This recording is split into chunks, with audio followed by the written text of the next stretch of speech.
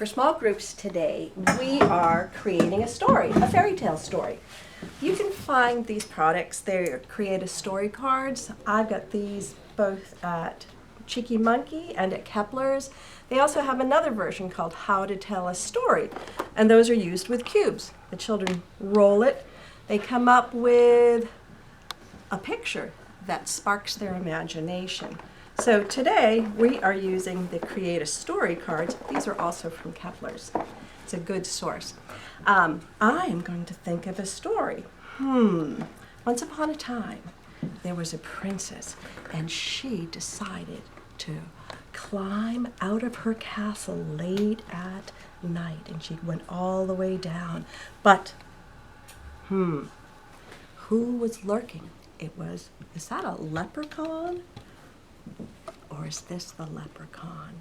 He saw her and he chased her. So the children could each take a turn using these cards and make their own story up. We write the story down and we share it with each other, and then we can illustrate that. So it's a really good idea to do this at when you're home right now and make up lots of different varieties. So we have our cards.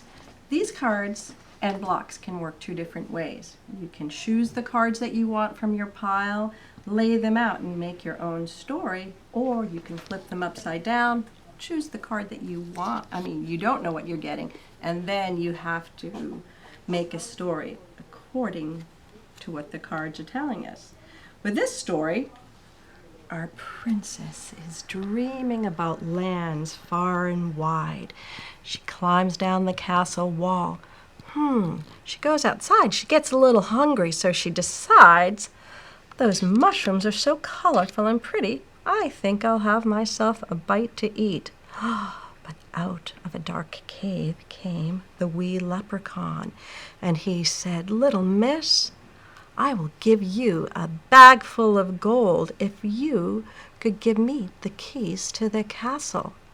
So the princess gave the keys to the leprechaun. They went back to the castle and they had a delicious feast. How would you end your story? Is that a good ending? You can make up your own.